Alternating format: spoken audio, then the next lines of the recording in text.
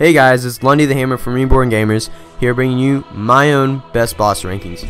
Now for my boss rankings, I have excluded the Ashes of Arendelle DLC since I have yet to play it, though I'm very sure Sister Fried would have been in my top 10 easily, and I greatly apologize for not being able to include them.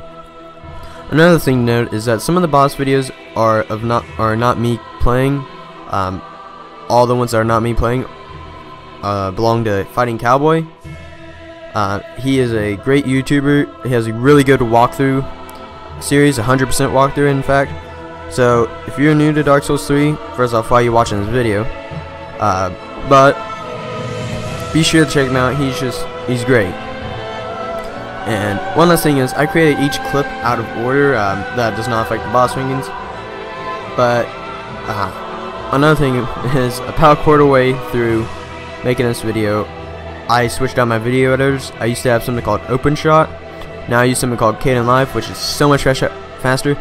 The reason why it was taking so long is because I was using OpenShot, and so it'd take me like an hour and a half just to make one 3-minute clip.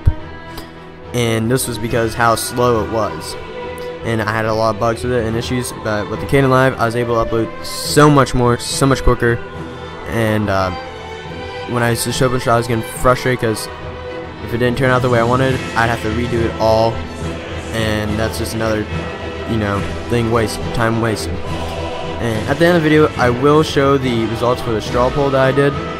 I was posted to Reddit and the Dark Souls 3 Steam community. I actually had a total of 123 votes. Because I did not get the amount of votes I wanted, I was hoping more for about, I don't know, lofty, but 1,000. No, I ended up choosing, and I really just couldn't agree with lots of the votes. Like, for instance, someone said that the tree guy was better than Aldrich, which I would highly disagree about, and you're about to find out in the video. So yeah, I ended up doing this video because of that. And but those results will be at the end. I sincerely hope you enjoy the video, and be sure to like and subscribe and give me some feedback. I would love to hear some advice, as this is my first truly edited video. In this ranking, I will be covering the lore, difficulty, music, and the setting. With all that being said, let's begin the countdown.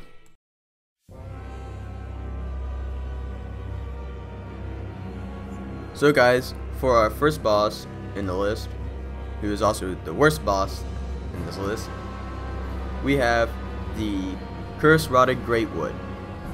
So his lore is basically he's a giant living tree, and his weak points are pus-filled sacs scattered across his body, so like his feet. And the difficulty, to me, he was just too easy, and you just hit his sacs and he's dead. So the only thing I can see someone maybe getting killed by it is if they don't clear the enemies around him before they actually go up to him, because then I could see that maybe happening, but just getting over bombarded. But other than that, he's really easy. And I will admit, my first time playing him, I did have help, and that was due to me needing help to get through the area. It was my first time playing Dark Souls 3, and I just stumbled across the boss without even meaning to. Now, his theme, it isn't the worst in my opinion, but it isn't the best either. And it reminds me of something you would hear during trick or treat at someone's house or something, trying to spook you, and saying, it's okay. The verdict, overall, he's not that great of a boss, but there are people who love him, I'm sure. Still, to me, he is just a great Dooku Tree ripoff that needs some proactive.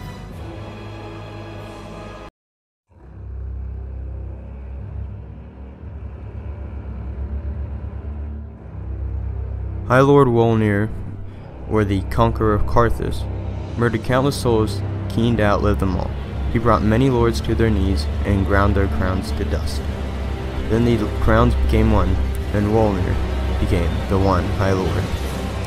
He pleaded to the gods for the first time when he fell into the abyss, fearing true darkness. His holy sword, together with 3 armlets stripped from the corpses of clerics, gave him some semblance of comfort. In the abyss, Wolnir discovered the pyromancy that inspired the black arts of the Grave Wardens. Wolnir isn't that hard of a boss. I only died him once, and that's because I got caught in the poison. So don't get caught in Hitler's, Wolnir's gas, since it can kill you. I don't exactly like his theme, because it doesn't really fit the boss that well, just in my opinion. However, it does fit his lore, but not the fight itself. As for the setting, boring setting, but cool. There's a wall I can run into and get gassed by the fear.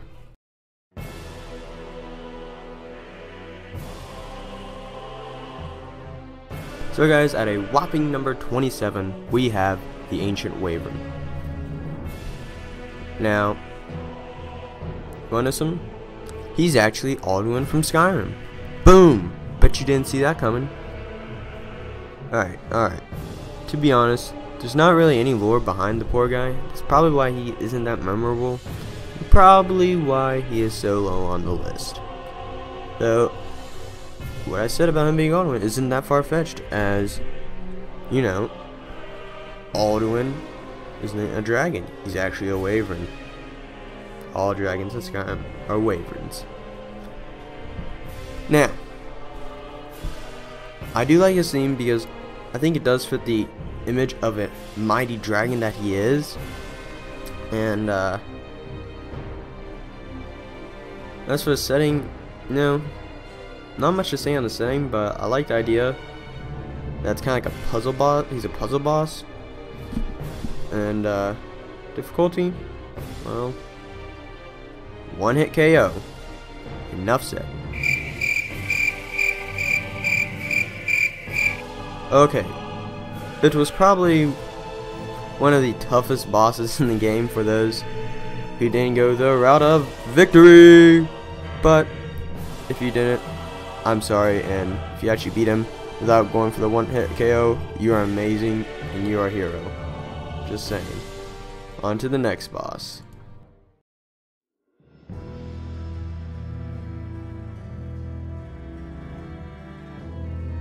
So guys, for our next boss we have the Crystal Sage. The Crystal Sages once served as spiritual guides to the scholars of the Grand Archives, and one went to ally with the undead legion of Farron. So at some point, there was a break in relations between the scholars of the Grand Archives and the heretic sorcerers allied with Farron. The scholars were nevertheless followers of the Crystal Sage, though, and can thus trace their lineage back to Big Hat Logan, the famous sorcerer who studied the dangerous insights of Seath the Scaleless. Logan's fateful meeting with Seath led to a branch of sorcery that has been carried on by the Crystal Sages, so the scholars also carried on the work of Seath. The cursed hands that emerge from the books in the archives are reminiscent of Big Hat Logan turning hollow by reading from the books in Seath's archives. Now for the difficulty of the Crystal Sage, it's too easy. I mean, I've died to him a few times. Just it was on my first playthrough. It was really kind of like a playthrough I did where I'm using a greatsword. I did die. It's mainly I kind of got cheated. I was healing and he just shot me. And then the music, don't really care for it, and I don't care for the setting either. So guys, let's go on to the next one.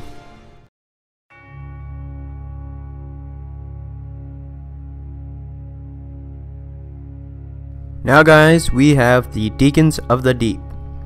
Now, there wasn't much lore, but what I got from just kind of evaluating is that they basically are just kind of followers of Aldrich. Though, you know, maybe not exactly followers, but the Deacons of the Deep. And when you fight them, the last one that pops up, the last Archdeacon, is Royce, one of the most devoted followers of Aldrich. And then as for their difficulty, they're pretty easy, though you could get cursed and get killed pretty easy like that, so be aware of that. And then That almost happened to me a few times. Music, I do like the theme a lot. I like the organ. I just like it a lot. Kind of reminds me of Ganondorf's theme from Legend of Zelda. And then as for the setting, I actually do kind of like the church setting. Like, it's different from all the other ones. The cathedral, it's better than most of them. Yeah, guys, on to the next.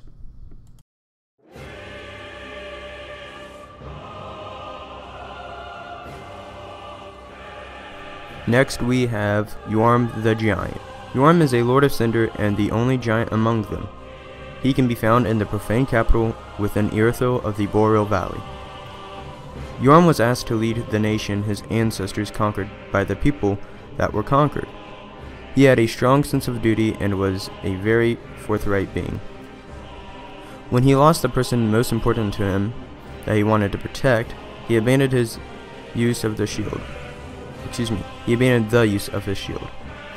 When he wanted humans who doubted him to trust him, he gave them a weapon that was his greatest weakness, the Storm Ruler. Yorm likely chose to link the flame because of his sense of duty and loyalty to the people he ruled. That's why he abandoned his duty upon resurrection. When he linked the flame, everything went wrong. He believed that he had made a terrible mistake. Bonfires were linked to humanity by Gwen, and the humanity is the fuel that keeps the fire going.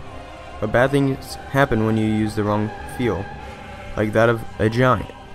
The Witch of Izalith, attempted to recreate the first flame, instead gave birth to the Bed of Chaos, turning the city of Izalith into hell, and bringing demons into the world. Gwen attempted to link the fire himself, but all that was accomplished was to consume his power and turning him into a living husk. So what happened when Yorm, a giant, attempted to link the flame? In the room where Yorm has retired to, you can see scorched human corpses piled up everywhere. The profane capital was consumed by fire after Yorm became the Lord of Cinder. The fire born of the sky is said to have incinerated not but human flesh, though inadvertently Yorm regretfully destroyed his country and killed his people. He was betrayed by the fire and he blames himself. Yorm isn't that difficult of a boss unless you forget to pick up a Storm Ruler, and then he's ridiculously tough. Though I'll admit I died a few times to him while charging up the Storm Ruler. And the theme, I do like his theme, but it's not exactly my favorite. And setting, I thought it was pretty cool, but I don't have much really to say on it.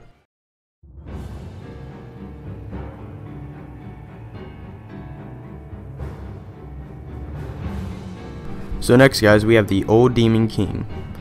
He is the last remaining demon who saw the birth of the Chaos Flame, though it doesn't say directly. I believe he is the father of the Demon Prince, because, you know, he's the old king, and Demon Prince is, well, Demon Prince, and, you know, king, prince, any correlation there. And so I think it's safe to just say he is. Difficulty, I don't really remember fighting him, but from what I've heard, he's not that difficult, because the level you kind of come in at, you just kind of pretty much wreck him. For the music, I listened to a little bit of it, and I didn't really care for it. I thought it was average, and no better, no less. And as for the setting, as I said, I can't really remember fighting him. I'm not even sure if I did or not. I think I did, but I may be wrong about that. I did look at some pictures of the setting, and it didn't look that good.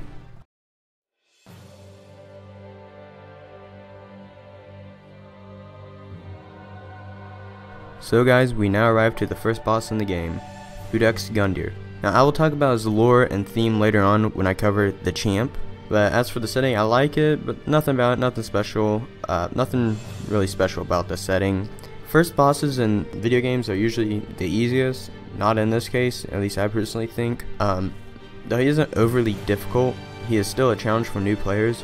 I had some friends that are in our Reborn crew fight him, and I must say, it was quite the treat just watching them. They were getting pissed from dying so much, and it took them forever to beat him.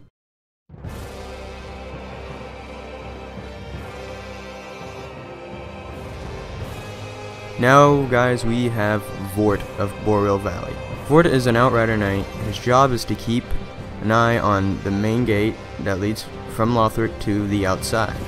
He is able to teleport to new locations through the use of a portal. Outrider Knights are known to eventually devolve into beasts. He is referenced by Emma, the High Priestess, as a dog, and his movements are animal-like, and are constantly hounded by Pontiff Sullivan black eyes, which is possibly indicating that the Knights of the Boreal Valley are tied in some way to some form of religious organization. Ford is known never to be far from the dancer, and this is a way fitting as a fitting image as a loyal dog. Ford isn't that difficult. Just stay behind him and attack him if you're having trouble on him. He's really not that tough. And when you use his Frostburst, you got a big opening there. Just go ham. And I like the big arena, but it's just an arena, in my opinion. And the music in this fight is actually one of my favorites. It's tied with Gundir's theme for my third favorite. And yeah, guys, on to the next.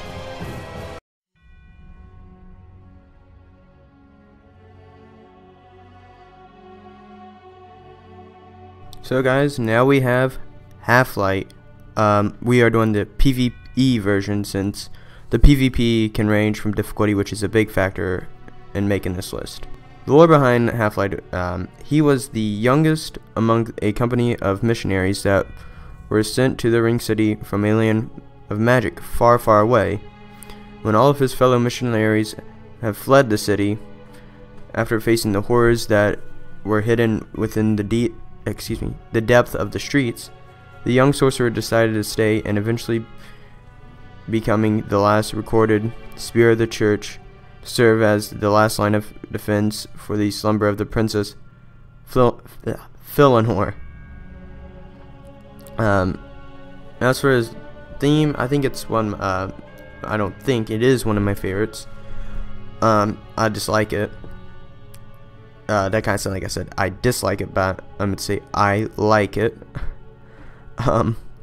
The setting, it's cool. It's a cool fight because it's in a church, and I also like how From put Argo in the beginning, just speaking. Though after a while, he got very annoying, and to be honest, he's one of my least favorite bosses because I suck at fighting the NPC phantoms and just PvP in general. Anything that's my size, I just suck at fighting, and I always had trouble hitting the guy, and at times I would get riposted. Most people will laugh at me for being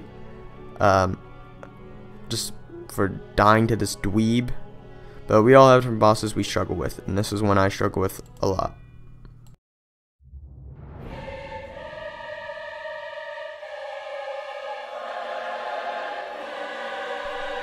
So guys, we now have the Dragon Slayer armor. Now, there's literally no lore about him, except that he guards the Grand Archives. Now, so let's jump straight into, I'm just going to go into setting and music first. Setting, I don't like it, and I don't hate it, but, I don't know, mixed emotions. I like the way you could fall, but I hated the fact that you could fall and die. And as for the music, it's average. And now we go to the difficulty. Personally, he's one of my toughest fights in the whole game. I have no clue why. He was not hard, really, like the dodge or anything. I just had a tough time against him, and I have no clue why I did. So most people probably didn't have a whole lot of trouble with him. Me personally, I had a lot of trouble with him. And then when I beat him, excuse me, I don't know how many SSI I had left when I beat him, but excuse me guys, he is definitely not the toughest boss. They're a lot tougher, but he is just he's a good boss to fight. He's just overall all around good boss.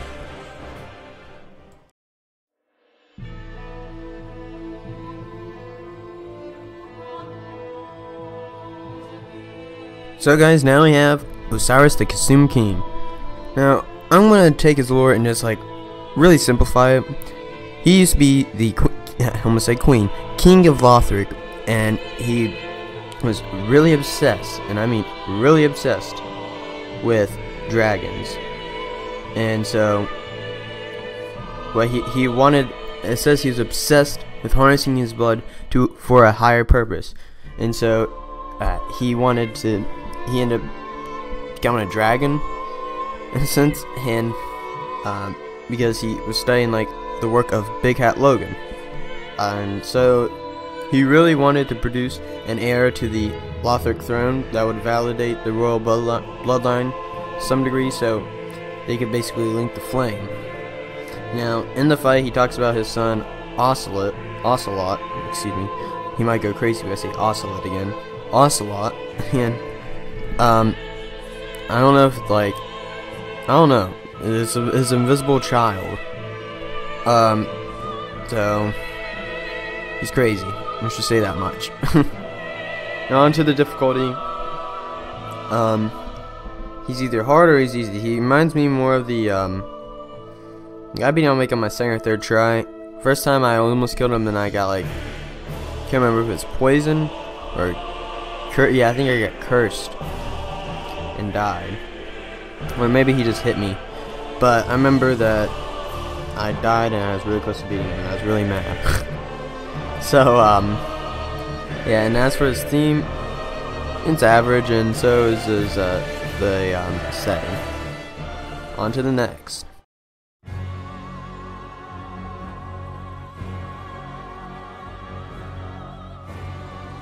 So guys, just barely missing the top 10, we have Aldrich, Devourer of Gods. Now, Aldrich is a Lord of Cinder and is also known as Saint of the Deep. I'm just going to summarize his lore, shorten lots of things, leave out a few things. He used to be a holy cleric who was a cannibal, and during like the church's battles, they submitted to the Deep, and Aldrich joined their ranks. And at some time during his journey, he became his power just kind of consumed him and turned him into an abomination, and he became Lord of Cinder when he was revived. While thinking on the fading first flame, he began to have some visions of the coming of the deep sea, from which he founded the Church of the Deep. Now, utilizing a darkness far beyond that of humanity known as the Deep. Initially, Aldrich worked to seal and keep monsters at bay that spawned from the deep, and he also worked to keep foolish humans from trying to seek the Deep's power. And his vision after the Age of Fire led him to seek more power to be able to travel the difficult path that leading into the New Age. And the Church of the Deep was founded to serve Aldrich, and they were basically he was basically given sacrifices so he could eat, and you know, he's a cannibal, he has to eat somehow. I don't think he likes vegetables. And these sacrifices were oversaw by Sullivan and Archdeacon Royce.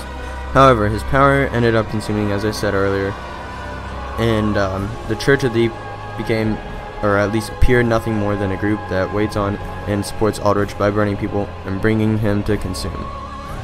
Now, Aldrich wasn't the only one in power in the church. At the top, or he was at the top, but there were 3 archdeacons below, who were Royce, McDonald, and Clint. Now, after he was revived as a listener, he, as I said, he started like having like visions and dreams, and he began dreaming of old gods, and he sought to devour them. So Sullivan and him traveled to Orlando and managed to capture Dark Sun Gwendolyn, who sacrificed himself to save his sister, company captain Yorshka. She managed to evade capture, but Aldrich devoured Gwendolyn. Now for difficulty, I personally don't think he's as, I just don't think he's as tough as much as the arrows were just bullshit. I got killed by him a few times, mainly by the arrows. Maybe I was a little over leveled for the fight. I did beat the Dancer in Dragon Slayer armor before I beat him. And for my fight, he was basically arrow spam RNG. As for his music, I don't know how to put it any other way that, I mean, I like it, It's not my favorite, nor is it my least, as I said in lots of these themes. But his theme is actually very, very, very similar to Gwendolyn's theme from Dark Souls 1. I think it's pretty epic that you get to fight in the same arena as you fought Ornstein and Smog, though I wish it would have been like just a cooler battle overall. On to our top 10, guys.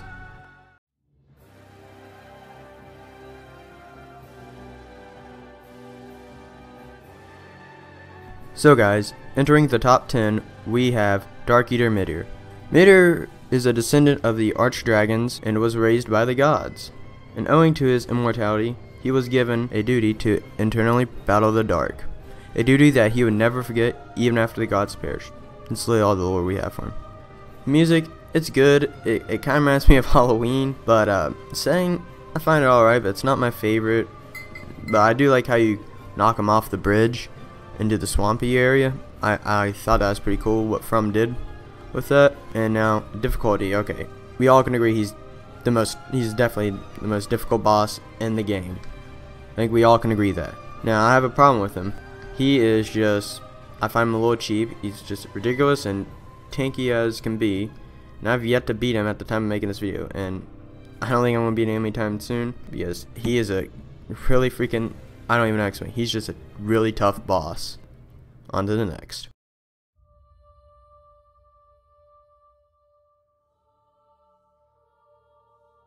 For our next boss, we have Pontiff Sullivan.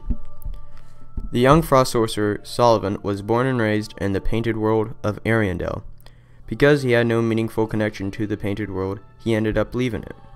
It is said that after he left his home, he found the profane flame in the profane capital. He takes the profane greatsword along with him on his conquest to control Irithyll. Sullivan conquers Irithyll and uses his knights to maintain control of the place. These were not the only knights he had in his arsenal. He would send knights to conquer other lands for him, such as Lothric. These knights were known as the Outrider Knights, who were given rings so that they would not oppose him, or they would never oppose him. These rings, however, would drive the knights mad with visions of endless combat and eventually would turn them into beasts. They were seen as exiles because of this. Notable members among the Outrider Knights were Vord and the Dancer, who were both sent to conquer Lothric. He also became a devout follower of the Church of the Deep, founded by Saint Aldrich. He even proclaimed himself Pontiff, or Pope, to manifest his faith. Himself, Archdeacon Royce, Archdeacon MacDonald, and Archdeacon Clement, I think that's it, were the main leaders of the church after Aldrich. After Aldrich rose from his coffin in the Cathedral of the Deep, he was accompanied by Sullivan and MacDonald to Anor Londo. There, Sullivan captured Gwendolyn after he sacrificed himself willingly to prevent Captain Yorshka's death, to which Sullivan seemed to honor, and instead imprisoned Yorshka in the tower above her own church. Gwendolyn was then devoured by Aldrich, which is why Aldrich is called Devourer of Gods. They only devoured Gwendolyn, who is a trap, by the way. So, as one of the toughest bosses in the game, he will most likely wreck you on your first attempt. My trick is to stick to his left side with a shield up and get a hit in or two. Then, back away, staying on guard. Don't be greedy. For the second phase, try to keep your distance and watch his Phantom. Sullivan will do exactly what his Phantom does, so be sure to keep the Phantom alive, as it does help when predicting. When when Sullivan does an attack, circle to his left side and attack like in the first strategy. You can also get a guaranteed parry on his first attack when you approach him. But if you're like me and suck at parrying, just dodge or block it and get a hit in when possible. Now, I do like a song's intro, as it goes really well with the sword lighting up. I don't know, I like that part. But I think the rest of the song is alright, but not the best. It's still one of the best in the game, but personally, I didn't really care for it. And the arena you fight him in, it goes well with him being a pope and all, you know. Just saying. On to the next boss.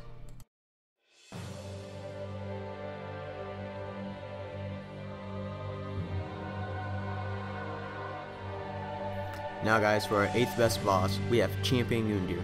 Now his lore is that he was originally supposed to be an ashen one, like us, but he was unable to due to the fact that his firekeeper had already perished before he arrived there, at Firelink.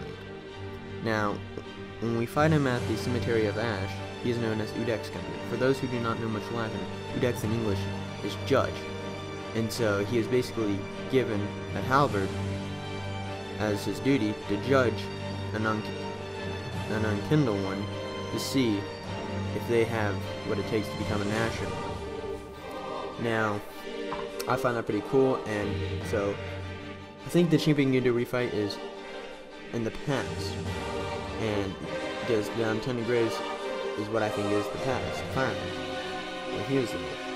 Because you fight him in his prime, and you get a soul when you defeat him, unlike the first battle. And his helm describes that he was bested by an unknown warrior, which I think is the Ashen one. So you basically defeat him in the past, and you get a soul, and that's why you don't get a soul when you fight him as Udex. And so I think he has a really nice lore around him, which is really Dark Souls 3 exclusive, I guess, because I know lots of other stuff goes into Dark Souls 1. Which is not odd because it's lore connected on it's the lore of the series. But his music, or his theme I should say, is one of my favorites in the game, only behind Gale and the Abyss Washers. Now, the difficulty, to be honest, I beat him on my first try. I'm not going to say he wasn't tough, he is a challenge, and I came in a little worried, but I'm surprised I did beat him on the first try. He is a really aggressive boss, and that's what I do bad against usually, and he, without a doubt, is one of the toughest bosses in Dark Souls 3, and I can't say much about the setting, except that it's just awesome that we fight him in the past.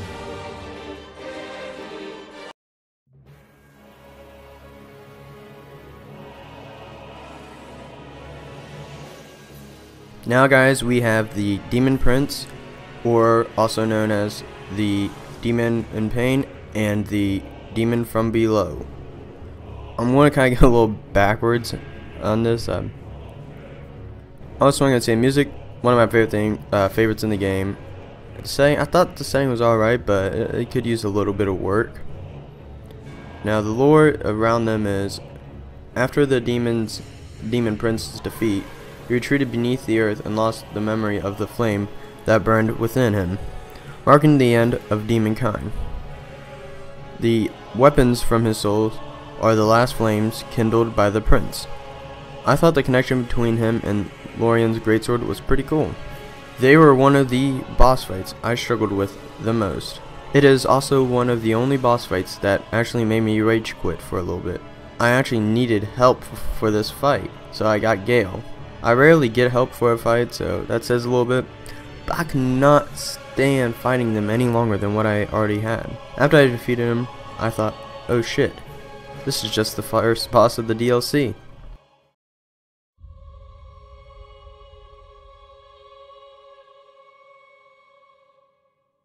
So guys, for the number 6 boss on our list, we have the Dancer of Boreal Valley. Now, she lived in Earthlow at the time that Pontiff Sullivan took over, and so he ended up forcing her to become a dancer, but then he later made her an outrider knight, along with Vort, and they kind of traveled together, I guess. And she was given Blaze of Power mirroring Sullivan's own blades, and if you look at them, they are kind of similar. The fate that ended up coming to Vort and the dancer is that they became bestial fighters, or they became very beast-like. And it is safe to assume that the dancer could be a daughter, or at least related to Guinevere, one of the daughters of Gwyn. And I'm not going to go over the lore in the items, but I will just say which items there are that do kind of give some hints. These would be the Dancer's Soul, the Dancer's Crown, and the Miracle from the Dancer's Soul, Soothing Sunlight. Now, the Dancer's music is one of the most chilling songs I've ever heard in a non-horror video game, and most definitely the creepiest in Dark Souls 3. Every time I hear it, I get goosebumps, and I love the Dark Souls 3 soundtrack, but when it goes on to that one, I literally just skip it. Not that I don't like it, it just creeps me out. Now, as for her difficulty, she is, I think we all can agree that she's one of the toughest bosses in the game, as she likes to use her whirlwind of death, as I like to call it, in her second phase. This attack will absolutely decimate you, and what sucks about it is how hard it is to dodge. Though, luckily, I've been able to dodge a few times. Boy, is it deadly. Now, the setting. I actually have a lot I wrote for the setting. And I really do love the arena for one reason. That it was once a place that I felt safe at. And I felt safe there because I remember when I was just really low level, still new to the game, didn't know really what I was doing. I remember I was running past some knights out front of the arena, going in, and I always remember that they would never go in there, fight me, and I was like, man, this is a safe place. And so that's kind of the story behind why I felt like it's safe. When I fought the dancer in what I consider to be my territory at home, I really did feel invaded. And so it brought up kind of emotion of like, I don't know, it's kind of a sad feeling, or it's kind of like not really good. And during the fight, it was just so freaking creepy with the dim lighting. That really freaks me out, and still even after battle. The fire there, and it's still kind of dark. I just can't explain how creepy it is to me. And the setting and the music, they fit so well together that it really helps bring out the emotion that From was trying to convey. Sadness.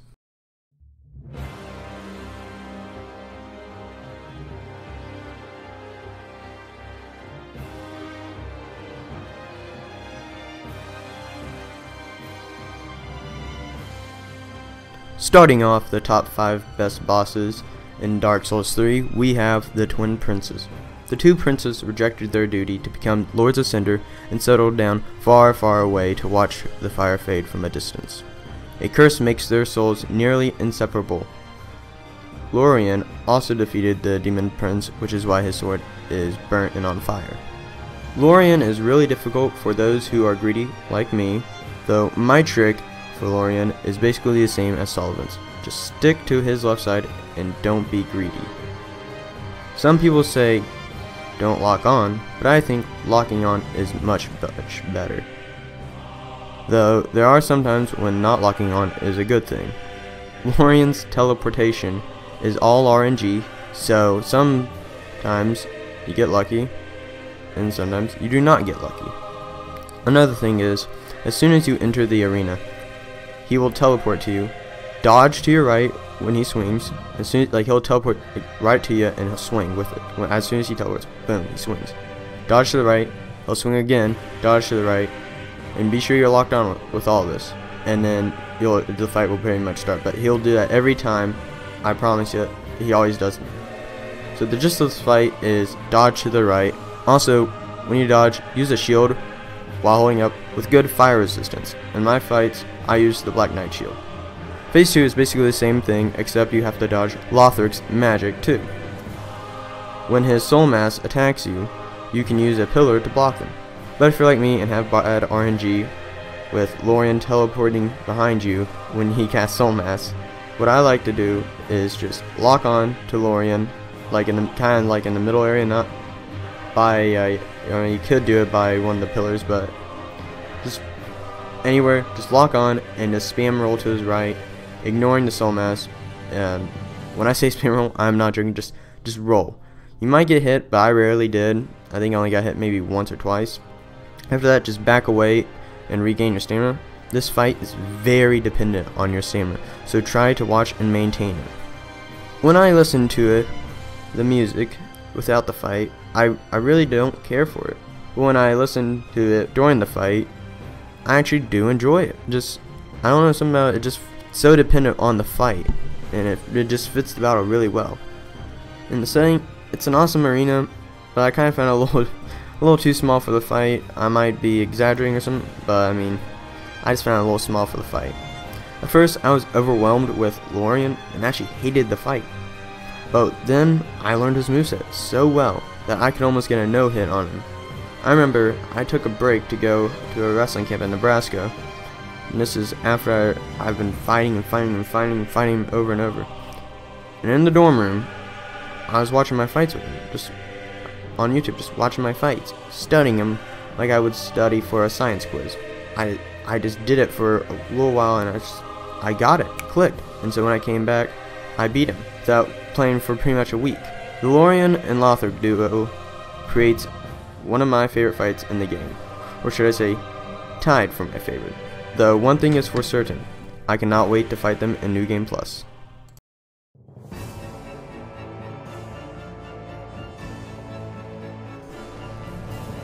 So for our next boss, at number 4, we have the Nameless King. Once worshipped as a god of war, the firstborn of the wind was stripped of his deific status and expunged out of history because he sided with the ancient dragons. And he also tamed the King of Storms, which you fight in the first stage. Now, personally, I think he is one of the hardest boss fights. I think he is the hardest, next to Midir, but I think it's just plain old cheap. I even needed help to beat this guy. I did not like fighting the Nameless King. He is probably one of my least favorite fights, I want to say, mainly just because of King of Storms. But I do kind of regret getting I do kind of regret getting help with this because I like to just kind of solo everything. But I was getting really frustrated and I couldn't handle it. I was about to go bananas, so, and it was on stream, so I had to contain myself a little bit. But I really just hate the King of Storms, and when I say I mean I hate the King of Storms. The camera angles really get on my nerves just so much, and then that fire breath when he's in the air, it's a pain in the butt to get away from. And but either way, Nameless King himself does dish out quite a bit of damage. Has a large health bar, but not as large as like Midir or Gale. Now his theme, it's good, but it's not anything remarkable. But this is just my opinion. There are probably some people that really do like his theme. And let's see. Now his setting of the area. I actually really like the foggy area. To me, it makes it more epic. But it is kind of a bland area, but I just kind of like it, the feel, the atmosphere. Now the verdict is he is one of the toughest bosses, or should I say toughest fights in the game, and he's just a really good boss. The lore around him is, I thought, was one of the coolest. And yeah, on to the next boss.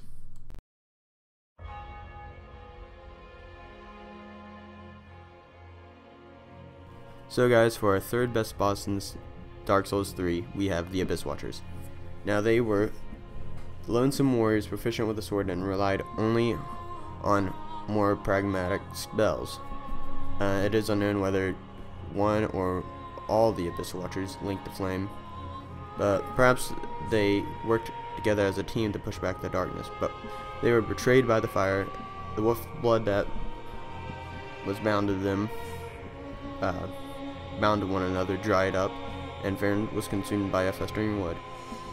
So basically, and it says that the power they drew to fight the Abyss was evaporated in the fire, and the homebrew basically just occurred, and the allies they left behind were warped into human creatures, which I can assume is maybe the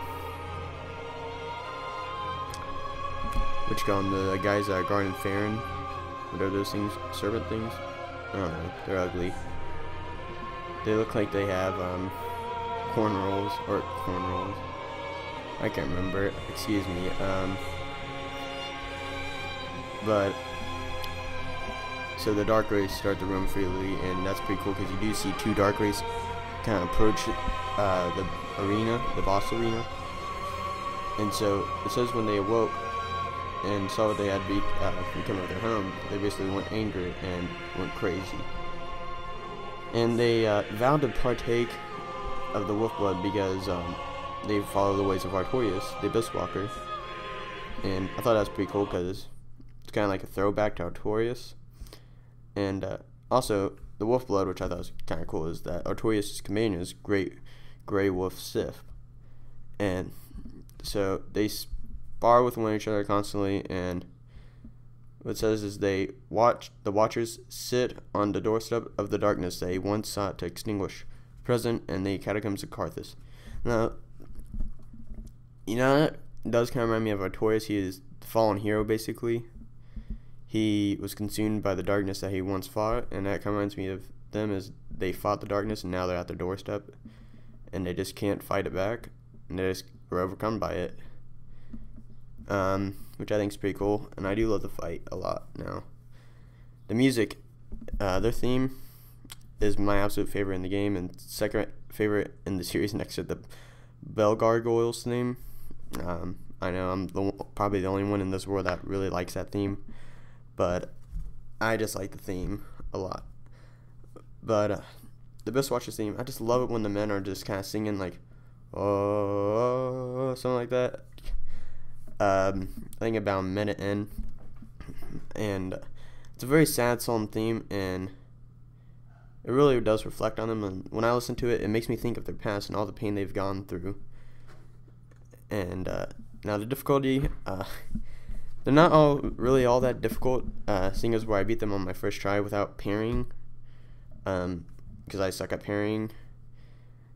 And I just backstab them over and over and over. So they are parryable, they can be backstabbed, and they're very, very easy to stagger. I mean, oh my god. Though I admit, they give me some trouble on my second character, where I'm using a ultra great sword, which I'm not all that great with because I'm not really used to it, but hey, it's something different to try, and it's always good. Now, the setting, I really do like, I just like the arena, and just like everything is just kind of dead there. It really gives it extra feel. And now the battle itself with the other Abyss Watcher, the third one coming in to help you, or sometimes he'll go against you, I thought it was a really cool idea. It is one of my favorite fights in the game. And it's a really, really good fight. It's just an amazing fight. So for those of you who have not gone there yet, you're going to love it.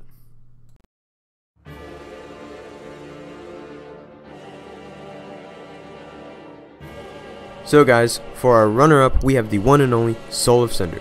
The Soul of Cinder is an amalgamation of all of those who have linked the flame before, and he now guards, or she, now guards the kiln of the first flame. You find him in the freaking flippin' floppin' kiln of the first flame. What more can you ask for? That's where you fight Gwen in the first game. I mean, nostalgia burst, boom. It's just such a cool, I found it really cool that they ended up doing that. Now, this theme is one of my favorites in the game. I think the best part is when Gwen's theme kicks in as he goes to his second stage. And I just imagine how many people cried when they just began to hear that theme just come in. Just do that in nostalgia. Now, part we all been waiting for. Difficulty. Some of you find him easy, some people find him hard. I personally found him ridiculously hard. Because I do usually pretty bad against aggressive bosses, and I fell to his blade, pike, magic, hell I don't know, so many times. But unlike all the other bosses that would frustrate me, I never got mad with him. Every time I walked through that fog wall, the battle was different. What makes him so tough is his aggressiveness. He switches between 4 different phases: straight sword, sorceries, pike with some miracles, and last but not least, the curved sword.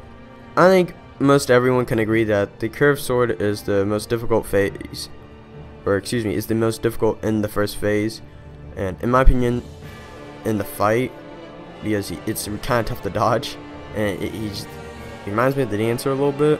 But second phase kicks in with a rebooted version of Gwen's somber theme, as said above, and the Soul of Cinder's moveset becomes completely identical to Gwen's from the first game. Again, more nostalgia, but with a few new additions. He becomes faster and stronger in the stage, and he gains, like I said, a few more attacks. Killing him is one of the most satisfying victories a player can get. Why is this? It's because you just beat Dark Souls 3. Final Dark Souls in the trilogy. What a good way to end a fantastic series. Oh wait, there's one more DLC boss I should have on this list.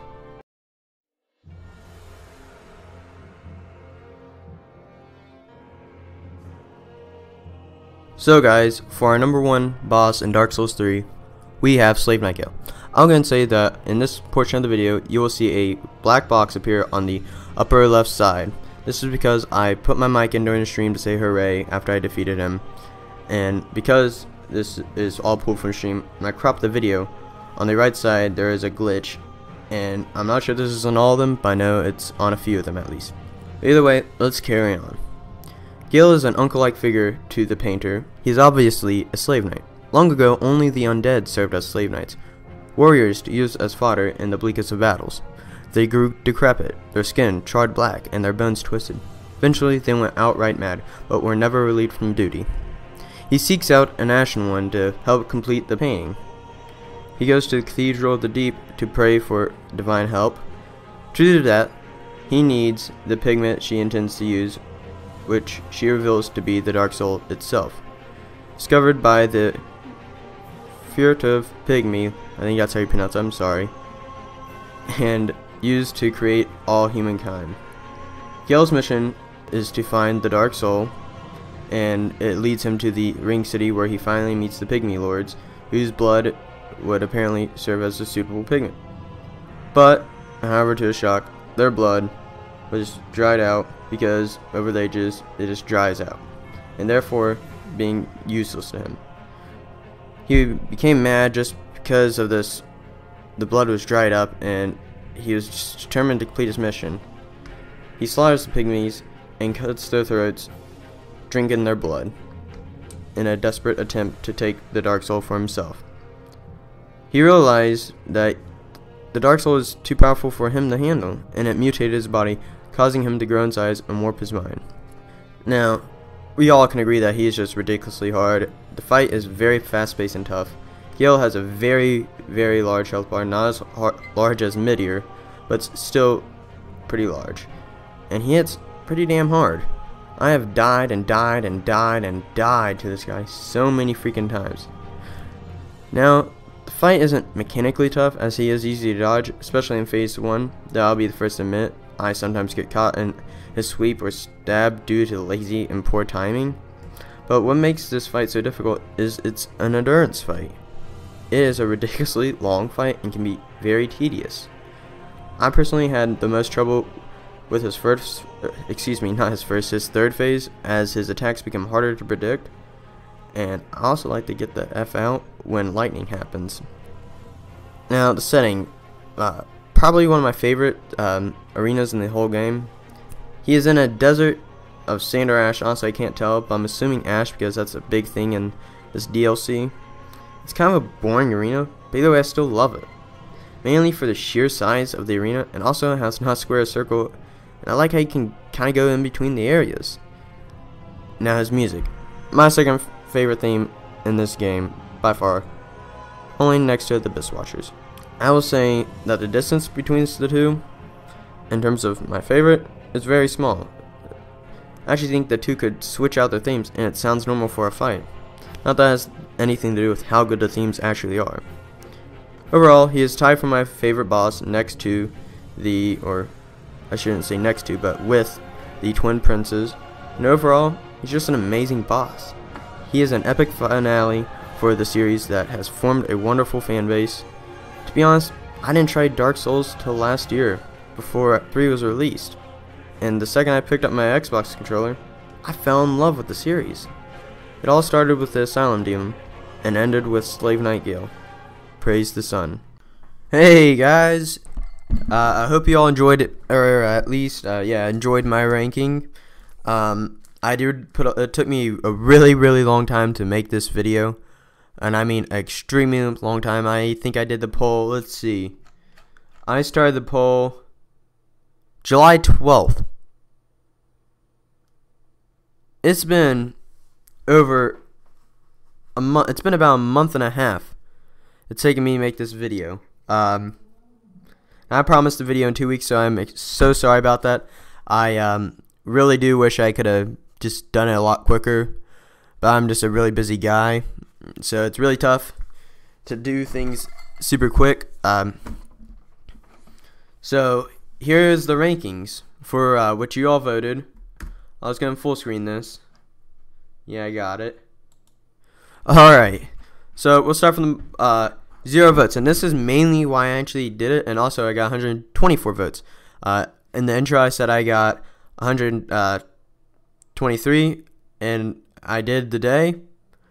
I come in like just now, and I got another one, so you know, it's good. Helping out the cause, I guess. So I could tell you who I think should at least had some votes. Boom, should have had 1 vote. Boom, should have had 1 vote. Vort, personally, I think he should have had a vote, because I do kind of like Vort. Pontiff Sullivan, 1 vote. 1 vote. Dragon Slayer Armor, 1 vote. Demon Prince, 2 votes. Yorm the Giant, 2 votes. High Lord Wolnir. Now, earlier in the intro I said Big Tree, I meant Wolnir, not the tree, and the Deacons of the Deep too. Udex. Now, most things past this are pretty good, I can agree with. Solar Cinder, yeah. He is, what, 1, 2, 3, 4, 5, 6, 7, 8, 9. So he's 9th in what people say. So he actually went down 7 spots for what I had. Nameless King, I think I had him 4th. Yeah, I had him 4th. He went down 4. Champion, he actually went up. Dancer, I think that's... No, I think I had her at 9. I honestly don't remember. Might have been 6. I honestly just don't remember. But I think these are good spots for them. Twin Princess, I love a Twin Princess. Yes, I think it's a good spot. Now, Meteor, personally, I just don't like Meteor that much, I guess. I actually ended up beating him. Literally the day after I made his clip, I beat him. So I was like, wow, that's just great, you know? I beat him the day after I actually make his clip. Now then we have Sister Afraid, or Friday. I'm just going to get Friday and Arendelle, because I don't feel like saying his name right. Alright, Sister Afraid and Father Arendelle. They got 15 votes, and this is, like I said, I think they probably would have been around here for me.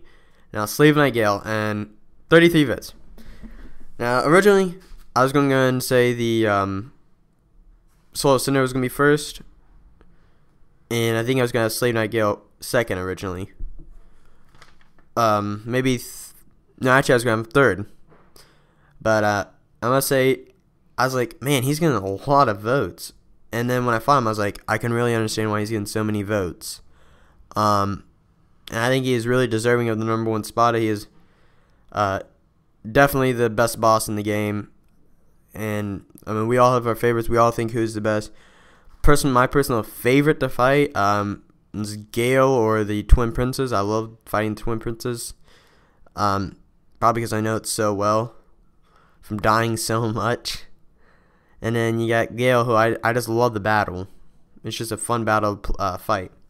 So yeah, guys, I really do hope you all enjoyed the video. So be sure to like and subscribe. And just peace out, guys. Just be sure to give me feedback too. Always like and subscribe. Check out other videos. Lots of Dark Souls 3 content. And yeah, peace.